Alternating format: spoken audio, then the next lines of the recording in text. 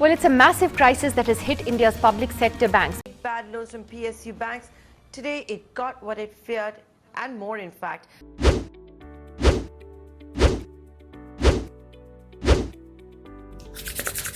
Yes, this is the time to buy PSU banks.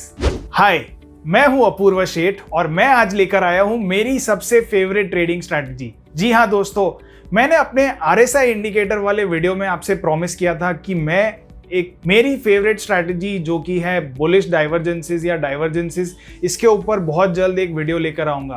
तो आज मैं ये वीडियो लेकर आया हूं आपके सामने। आई एम श्योर कि आपको ये स्ट्रैटेजी बहुत ही काम आएगी, specially to find out reversals in the market. तो चलिए इस वीडियो को शुरू करते हैं।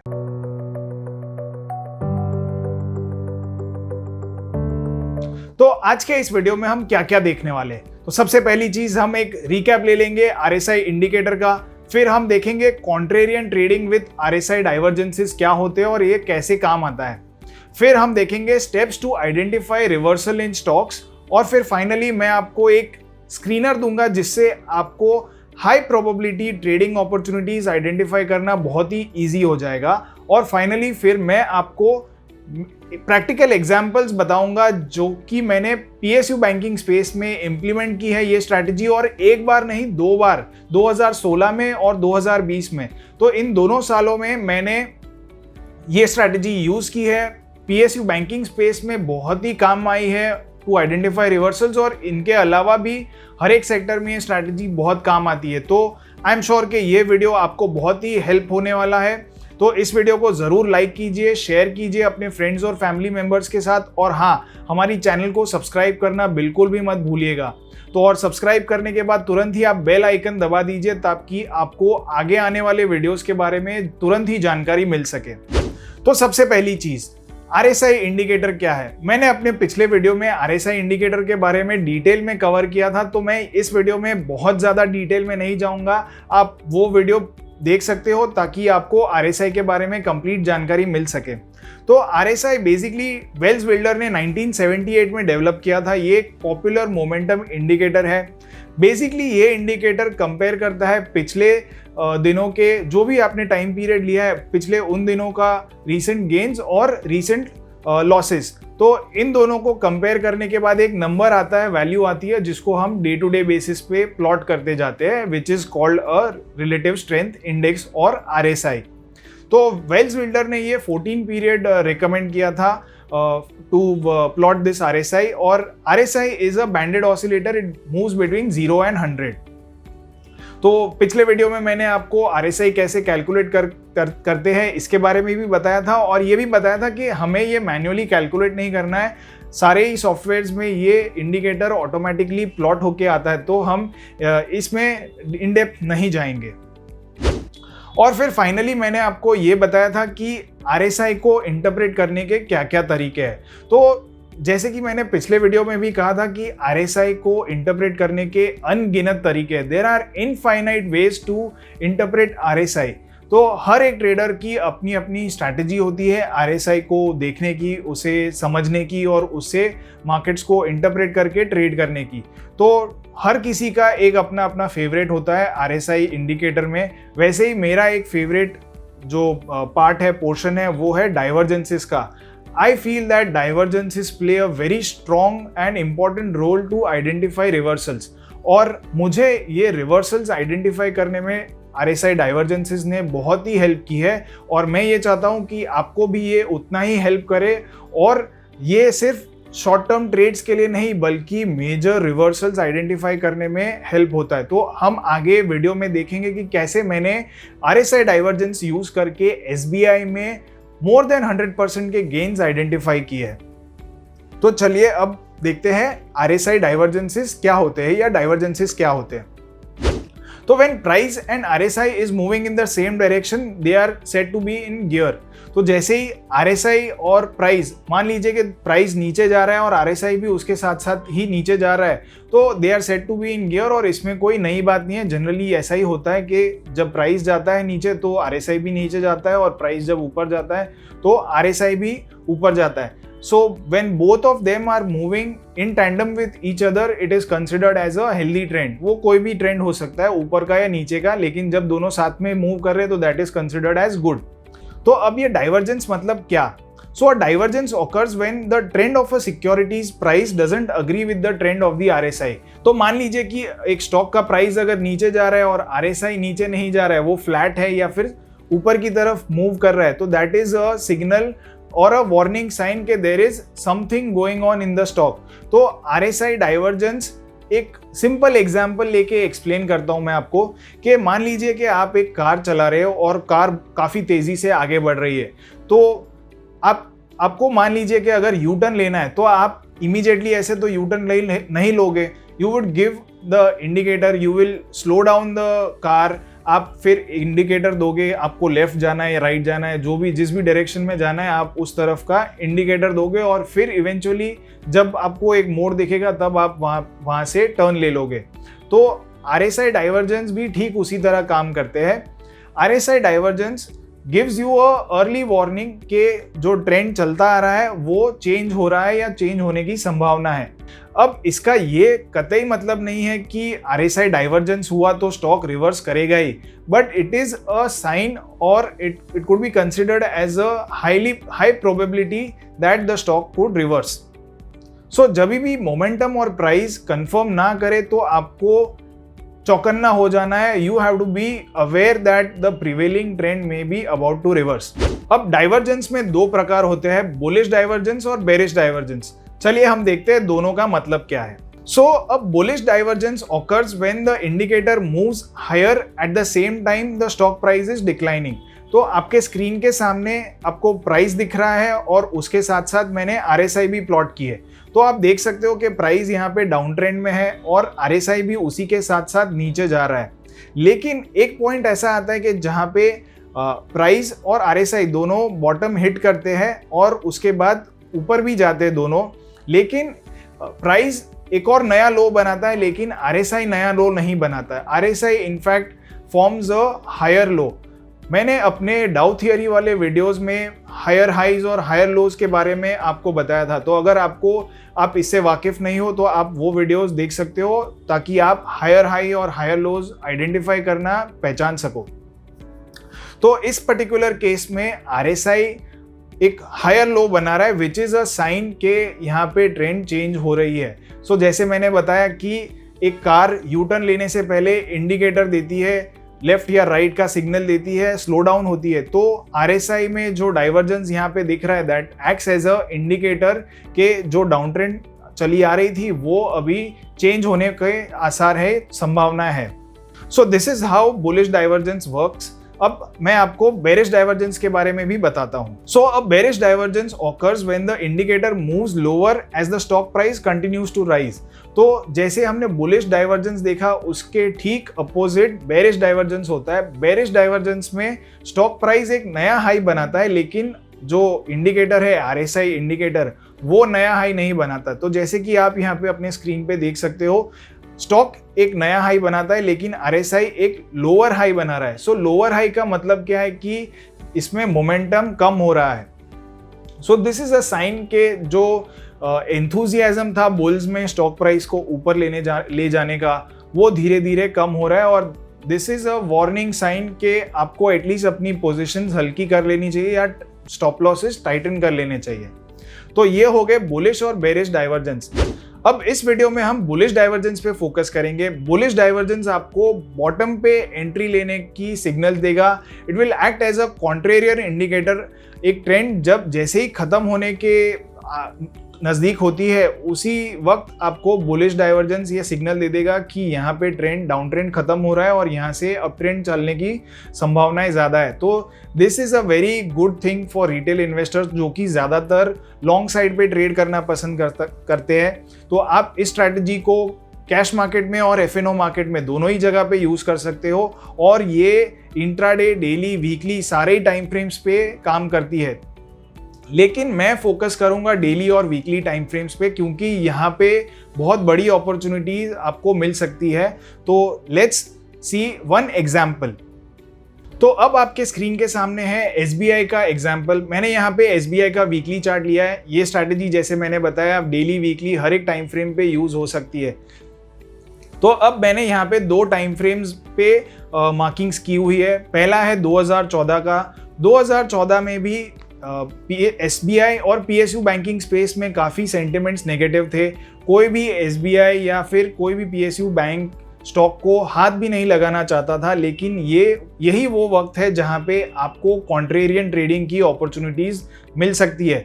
और जैसे कि वॉरेन बफेट कहते हैं कि B greedy when everyone else is fearful. तो RSI डाइवर्जेंसेस और खास करके बुलिश डाइवर्जेंसेस आपको ये पर्टिकुलर चीज प्रैक्टिकली इंप्लीमेंट करने में मदद करते हैं। RSI डाइवर्जेंसेस से आप ऐसे स्टॉक्स आइडेंटिफाई कर सकते हो जिसमें लोगों का सेंटिमेंट या लोग उसको हाथ नहीं लगाना चाहते, वो स्टॉक डाउन ट्रेंड में है और it is being feared, nobody wants to touch it even with a 10 foot pole. और यही वो वक्त होता है कि जहां पे आपको द बेस्ट अपॉर्चुनिटी मिल सकती है। और मैं ये RSI डाइवर्जेंसेस पिछले 10 साल से यूज़ करता आ रहा हूँ और इससे मुझे काफ़ी बेनिफिट मिला है। इनफैक्ट मेरे जो क्लाइंट्स और सब्सक्राइबर्स थे मेरी पिछली कंपनीज़ में, उन्होंने भी इसका बहुत ही बेनिफिट लिया है। और मैं ये चाहता हूँ कि आप भी इसका बेनिफिट ले, आप ये स्ट्रैटेजी सीखें और इसे मार्केट्स में इम्प्लीमेंट करें। तो जैसे कि आप अपने स्क्रीन पे देख सकते हो, मैंने 2014 का जो पर्टिकुलर पीरियड था उसे मार्क किया है। आप देख सकते हो कि 145 के रेंज के आसपास स्टॉक ने सपोर्ट लिया, तो स्टॉक डाउन ट्रेंड में था, 145 पे सपोर्ट लिया, फिर एक बाउंस बैक आया और जब सेकेंड टाइम यही सेम लेवल को रीटेस्ट कर रहा है तो आप देख सकते हो कि RSI में एक हायर लो बना। तो फर्स्ट बॉटम जब बनी तब RSI ने एक काफ़ी डीप लो मारा, 20 लेवल्स के करीब पहुंच गया था। मैंने अपने RSI वाले वीडियो में ये बताया है कि पिछले वीडियो में ये बताया था कि RSI एक बैंडेड ऑसिलेटर है और 0 और 100 के बीच में रहता है, लेकिन 30 और 70 are the key levels to watch out for. ये ओवरसोल्ड और ओवरबॉट लेवल्स होते हैं। तो 30 इज द मेजर लेवल, लेकिन इस पर्टिकुलर केस में वीकली चार्ट्स पे भी RSI 20 लेवल्स के करीब पहुंच गया था, तो which is a very good indication कि ये काफ़ी ओवरसोल्ड लेवल्स में पहुंच गया, तो यहाँ से नीचे जाने के चांसेस कम है। तो ठीक जैसा हम एक्सपेक्ट कर रहे थे वैसा ही हुआ। RSI ने सेकेंड बॉटम बनाई और सेकेंड बॉटम बनाने के बाद स्टॉक ऊपर की तरफ चला गया। तो इनफैक्ट ऑलमोस्ट 100% गेन्स तो काफ़ी शॉर्ट टाइम में मिल गए। 2 से 3 महीने में 150 से ऑलमोस्ट स्टॉक 300 लेवल्स तक पहुंच गया था। अब आते हैं 2020 में। तो 2020 में भी यही हुआ। कोरोना पैंडेमिक की वजह से बैंकिंग सेक्टर में काफ़ी निराशा रही, काफ़ी लोग NPAs बढ़ने के एक्सपेक्टेशन में थे और इसी वजह से सारे PSU बैंकिंग स्टॉक्स में तेज़ गिरावट रही। और इस वक्त भी RSI ने 20 लेवल्स के नीचे गया, लो बनाया और इसके बाद अप मूव आ गई। तो this was a perfect example of RSI divergence being used correctly. तो मैंने RSI डाइवर्जेंस को 2014 में और 2020 में दोनों ही जगह पे एक्सीलेंटली यूज़ किया है और इससे प्रॉफिट भी हुआ है मेरे फॉलोअर्स और रीडर्स को। तो आप भी इसका बेनिफिट ले सकते हैं। तो अब बात करते हैं RSI डाइवर्जेंस को प्रैक्टिकली इम्प्लीमेंट कैसे करना चाहिए इसके बारे में। ये RSI डाइवर्जेंस तो आपको इंटरनेट पे बहुत जगह पे मिल जाएगा जैसे कि मैंने अब तक बताया, लेकिन जो मैं आगे आपको बताने वाला हूँ वो शायद आपको कहीं नहीं मिलेगा या कोई नहीं बताएगा। तो RSI डाइवर्जेंसेस को इम्प्लीमेंट करने में 2 सबसे मेजर प्रॉब्लम्स है। तो मार्केट्स में 4000 से भी ज़्यादा लिस्टेड स्टॉक्स अवेलेबल है। अब इनमें से कौन से स्टॉक्स में RSI डाइवर्जेंस बन रहा है नहीं बन रहा है ये ट्रैक करना काफ़ी मुश्किल है। As analyst we people track the stocks on a day to day basis, तो हमें शायद पता रहेगा, लेकिन एज कॉमन रिटेल इन्वेस्टर्स आपके पास इतनी बैंडविड्थ नहीं है कि आप बहुत सारे स्टॉक्स एक साथ देख सको। तो सबसे पहली चीज़ जो आपके लिए काम की है वो है कि आपको टाइम बचाना है। So scanning RSI divergences on so many stocks is time consuming. तो आपको ये एक पर्टिकुलर चीज का कुछ सोल्यूशन निकालना है। और दूसरी चीज जो आपको करनी है वो है कि आपको हाई प्रोबेबिलिटी ट्रेडिंग अपॉर्चुनिटीज ढूंढनी है। अब RSI डाइवर्जेंस आपको जब मार्केट डाउन ट्रेंड में रहेगा तो आपको बहुत सारे स्टॉक्स में RSI डाइवर्जेंसेस दिख जाएंगे, लेकिन इसका मतलब ये नहीं है कि वो सारे स्टॉक्स रिवर्स कर जाएंगे और ऊपर चलना शुरू हो जाएंगे। तो ये RSI डाइवर्जेंस कोई रामबाण इलाज नहीं है जिससे कि आपको नोट छापने की मशीन हो गई, वैसा नहीं है। तो आपको पिक एंड चूज करना है। तो ये कैसे करेंगे और कैसे आप बहुत ही अच्छी अपॉर्चुनिटीज आइडेंटिफाई करेंगे, तो ये देखते हैं अगले स्लाइड में। तो मैंने यहाँ पे कुछ सिंपल स्टेप्स लिखे हैं जो कि आपको फॉलो करने हैं to identify high probability trading opportunities. और इसके बाद मैं आपको स्क्रीनर भी दूंगा एक, जिससे कि आपको ये अपॉर्चुनिटीज आइडेंटिफाई करना बहुत ही ईजी हो जाएगा। आपको ये सारे के सारे स्टेप्स मैन्युअली फॉलो नहीं करने पड़ेंगे। तो सबसे पहली चीज़ है कि we will select a group of stocks. तो अगर आप बहुत ही ज़्यादा एक्टिव ट्रेडर हो तो आप CNX 500 एक ग्रुप ले लो, या तो फिर अगर आपके पास कम वक्त है तो आप CNX Nifty which will be which is a index of 50 stocks, आप ये एक इंडेक्स के स्टॉक्स पे ही ये स्ट्रैटेजी इम्प्लीमेंट कीजिए। तो जो जितने भी लो वॉल्यूम मिल लिक्विड स्टॉक्स है उनको अवॉइड करना ही बेहतर है। तो इसीलिए I would normally stick to CNX 500 as a major basket. इसके बाद आपको करना है कि आपको RSI की वैल्यूज सारे ही स्टॉक्स की ढूंढनी है। अब मैंने पहले ही बताया था कि मैं आपके लिए एकदम आसान कर दूंगा, तो ये आपको मैन्युअली नहीं करना है। इसके लिए मैं एक आपको स्क्रीनर दूंगा, तो बने रहिए मेरे साथ। फिर इसके बाद आपको स्टॉक्स को सॉर्ट करना है विथ लोएस्ट RSI वैल्यू। तो जिन भी स्टॉक्स की RSI वैल्यू लोएस्ट है वो स्टॉक्स आपके रडार पे होने चाहिए। और इसके बाद आपको RSI वैल्यू को अलग अलग टाइम फ्रेम्स पे भी देखना है। एंड फिर फाइनली आपको ऐसे स्टॉक्स फिल्टर करने जो कि हर एक टाइम फ्रेम पे लो मार रहे हैं। तो जैसे कि करंट RSI मान लीजिए कि 20 के नीचे है, लेकिन अगर उसका 1 ईयर, 5 ईयर और 10 ईयर RSI भी उसी लेवल्स के आसपास था, मतलब कि current RSI is hitting all time lows, तो those are the kind of stocks that you must keep in your radar, क्योंकि वहां पे बाउंस बैक के चांसेस सबसे ज्यादा है। और इसको आइडेंटिफाई करने के बाद आपको डाइवर्जेंस सिग्नल्स की राह देखनी है। So it is a game of patience and also not a game for फेंट हार्ट्स, क्योंकि हम ट्रेंड के अगेंस्ट काम कर रहे हैं तो हर किसी की बस की बात नहीं है। तो ये भी एक चीज़ ध्यान में रखिएगा। तो अगर ये सारी चीज़ आपने की है तो आपके पास फिर एक छोटी सी ग्रुप ऑफ स्टॉक्स बचेंगे जहाँ पे आपको सूटेबल स्टॉप लॉस के साथ एंट्रीज लेनी है। अब मैं आपको बताता हूँ कि ये सारी चीज़ें आपके लिए कैसे आसान हो जाएगी। तो हमने charting.com का पहले भी उपयोग किया है। मैंने नूरेश मेहरानी जी के साथ एक एपिसोड किया था, उसमें उन्होंने charting.com पे की स्क्रीनर को यूज़ करके कैसे आप अच्छे स्टॉक्स आइडेंटिफाई कर सकते हो, ब्रेकआउट स्टॉक्स आइडेंटिफाई कर सकते हो, ये बताया था। और इसके अलावा मैंने भी एक वीडियो किया था जहाँ पे आप शॉर्ट टर्म ट्रेडिंग के लिए अच्छे स्टॉक्स ढूंढ सकते हो। तो ये दोनों वीडियो आपको मिल जाएंगे नीचे डिस्क्रिप्शन में। अब आज हम charting.com को फिर से यूज करेंगे to find out contrarian trading opportunities with RSI।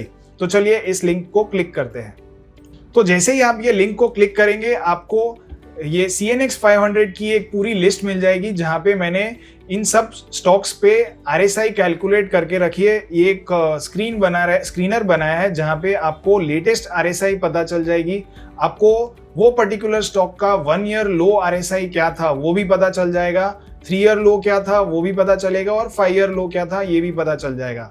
10 year लो फिलहाल चार्टिंग में अवेलेबल नहीं है। ये डेटा वो लोग कोशिश कर रहे हैं कि बहुत ही जल्द आपको दे सके। तो फिलहाल तो 10 year low is not available, but whenever it will be available it will again be of help to you. तो आपको इस पर्टिकुलर लिस्ट को कैसे यूज करना है। सो आपको ये देखना है कि 20 लेवल्स के नीचे कौन से स्टॉक्स में RSI जा रही है। तो फिलहाल because we are in a very strong bull market, आपको 20 के नीचे एक भी स्टॉक नहीं मिल रहा है जिसकी RSI नीचे हो। So as of now you have to wait for stocks to drop. तो आपको ये देखना है कि कौन से स्टॉक की RSI फिलहाल 20 के नीचे है, और अगर वो पर्टिकुलर स्टॉक की RSI 1 ईयर, 3 ईयर और 5 ईयर लो भी वही है, जो कि फिलहाल लेटेस्ट RSI है, तो दैट मीन्स कि वो स्टॉक में काफ़ी स्ट्रॉन्ग गिरावट आई है और RSI तो अपने 3 ईयर 5 ईयर या 10 ईयर लो के करीब पहुंच गया है। तो if the RSI has dropped to such a low level then chances of a pull back are also higher. तो ऐसे स्टॉक्स आपको ध्यान में रखने हैं। तो यही पर्टिकुलर सिस्टम यूज करके मैंने PSU बैंकिंग स्टॉक्स में एंट्री अपॉर्चुनिटीज ढूंढी थी दोनों बार, 2016 में और 2020 में भी। तो चलिए अब मैं आपको बताता हूं कि मैंने कैसे RSI डाइवर्जेंसेस को यूज करके एंट्री अपॉर्चुनिटीज ढूंढी थी विद प्रैक्टिकल एग्जांपल्स। तो आपके स्क्रीन के सामने ये मेरी ट्विटर थ्रेड दिखेगी आपको। ये मैंने सितंबर 28, 2020 में ये पब्लिश की थी। आप अगर चाहो तो मुझे फॉलो कर सकते हो। मेरा ट्विटर हैंडल है अपूर्व एन शेठ। तो आप मुझे ट्विटर पे ढूंढ सकते हो और यहाँ पे फॉलो कर सकते हो और आपको ये पूरी की पूरी थ्रेड आपको पढ़ने मिल जाएगी जो कि मैंने सितंबर में पब्लिश की थी। तो 2016 में काफ़ी सारी नेगेटिव्स थी PSU बैंक्स के इर्द गिर्द। तो जैसे कि आप देख सकते हो बहुत सारे नेगेटिव सेंटिमेंट्स थे और कोई भी PSU बैंकिंग स्पेस में एंट्री लेना नहीं चाहता था। लेकिन जो मजे की बात थी वो ये थी कि 2016 में और 2020 में दोनों ही बार RSI weekly RSI PSU banking index का 20 के नीचे चला गया था। तो जैसे ही 20 के नीचे गया तो ये मेरे रडार पे आ गए थे स्टॉक्स, PSU बैंकिंग स्टॉक्स आ गए थे। तो जैसे कि आप देख सकते हो कि दोनों ही बार RSI ड्रॉप हो गया था और 2020 में तो अच्छा खासा डाइवर्जेंस भी बन गया था। तो PSU banking index and the stocks were in my radar. अब मैं आपको एग्जांपल्स बताता हूं जो कि मैंने 2020 में मेरे ट्वीट के द्वारा पब्लिश किए थे। तो first example was of SBI में 2016 में भी एक बुलिश डाइवर्जेंस बना था। 20 लेवल्स के नीचे RSI चली गई थी, 20 लेवल्स के करीब आ गई थी और 2020 में भी यही चीज़ हुई थी। तो लगभग सितंबर 2020 के महीने में एक RSI ने अप मूव देने के बाद फिर से एक छोटा सा करेक्शन दिया था। तो यहाँ पे एक मैंने अपना व्यू रखा था, बुलिश व्यू रखा था और यहाँ से SBI ने काफ़ी अच्छा अप मूव दिया है। इनफैक्ट 180 लेवल्स के करीब से SBI ने 400 के ऊपर के लेवल्स भी अचीव किए और वो भी काफ़ी शॉर्ट पीरियड में आ गए थे। तो 6 से 8 महीने में SBI ने काफ़ी अच्छी अप मूव दी। और जैसे कि आपको पता है कि सितंबर 2020 में PSU बैंकिंग स्पेस में काफ़ी नेगेटिव सेंटिमेंट्स थे, सारा मार्केट चल गया था लेकिन PSU बैंकिंग स्टॉक्स नहीं चले थे। तो this was a excellent example of perfect entry into a sector which everyone hated. तो जैसे कि मैंने पहले बताया कि B greedy when everyone else is fearful का ये काफ़ी सही और प्रैक्टिकल एप्लीकेशन है थ्रू चार्ट्स।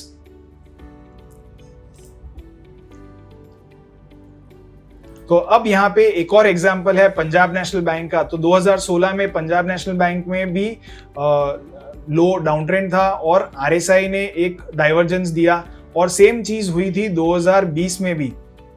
तो मैंने ये अपने प्रीवियस कंपनी में जब मैं 2016 में था तभी मैंने एक आर्टिकल लिखा था, वो आप थ्रेड में पढ़ पाओगे। और 2020 में मैंने ये ट्विटर पे डाला था। तो अगेन यू कैन सी कि कैसे RSI डाइवर्जेंसेस को यूज करके मैंने दोनों ही बार अच्छा खासा रिवर्सल आइडेंटिफाई कर लिया when almost everyone in the markets were bearish. So there's one more example of Bank of Baroda. Bank of Baroda was an exception जहां पे 2016 में डाइवर्जेंसेस नहीं थे लेकिन 2020 में काफ़ी अच्छा डाइवर्जेंस बना था जो कि उसके बाद स्टॉक ने काफ़ी अच्छा रनअप दिया। इसके बाद कैनरा बैंक की बारी आती है। कैनरा बैंक में भी सेम चीज़ हुई। 2016 में ये प्राइस ने लोअर लो बनाया लेकिन RSI ने हायर लो बनाया, 20 के करीब था RSI।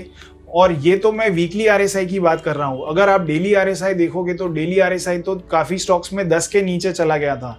तो 10 के नीचे का RSI तो रेयरली देखने मिलता है। इनफैक्ट पूरे मार्केट में बहुत रेयर ऐसा होता होगा कि 10 के नीचे RSI जाता है। तो this was a classic example of very bearish sentiment being used for good up move. So Canara Bank के बाद बैंक ऑफ इंडिया भी अपने कुछ मुश्किलों से जूझ रहा था और उसमें भी अच्छा खासा डाइवर्जेंस दोनों ही बार हमने देखा। So this was again a very good setup which was used accurately. तो ये था RSI डाइवर्जेंसेस को यूज करने का काफी सही और सटीक तरीका। आई एम श्योर कि आपको ऐसा तरीका शायद ही कहीं और देखने मिला होगा। तो अगर आपको ये वीडियो पसंद है तो इसे लाइक और शेयर ज़रूर कीजिए, आपके फ्रेंड्स और फैमिली मेम्बर्स को भी इसका लाभ उठाने दीजिए। तो चलिए अब देखते हैं हमने इस वीडियो में क्या क्या सीखा।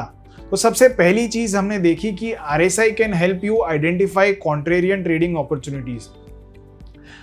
Being greedy when everyone else is fearful, ये हमने वॉरेन बफेट के मुंह से तो बहुत बार सुना है, इसके अलावा बाकी लोगों से भी बहुत बार सुना है, लेकिन इसे प्रैक्टिकली इम्प्लीमेंट कैसे करना है ये नहीं बताया किसी ने। तो this particular strategy helps you implement what Warren Buffett says. और ये मज़े की बात यह है कि ये इन्वेस्टर्स के लिए तो काम में है ही, आता ही है, लेकिन ट्रेडर्स के लिए भी काम में आ सकता है। फिर इसके बाद मैंने आपको सिंपल स्टेप्स बताए जिससे कि आप हाई प्रोबेबिलिटी ट्रेडिंग सेटअप्स ढूंढ सकते हो। फिर मैंने आपको एक स्क्रीनर भी दिया जिससे कि आपको ये RSI डाइवर्जेंसेस आइडेंटिफाई करना काफ़ी आसान हो जाएगा। और फाइनली हमने PSU बैंकिंग स्पेस में एग्जाम्पल्स भी देखे 2016 और 2020 में। तो दोनों ही वक्त में मैंने RSI डाइवर्जेंसेस को यूज़ करके काफ़ी अच्छे ट्रेडिंग अपॉर्चुनिटीज़ आइडेंटिफाई की थी। तो मैं आशा करता हूँ कि आप भी ये पर्टिकुलर स्ट्रैटेजी यूज़ करके ऐसी ट्रेडिंग अपॉर्चुनिटीज़ आइडेंटिफाई कर सकते हो। आई एम श्योर कि आगे जब भी मार्केट में गिरावट आएगी तो ये स्ट्रैटेजी आपको बहुत ही काम में आएगी। उस वक्त आप मुझे ज़रूर याद कीजिएगा। Thank you.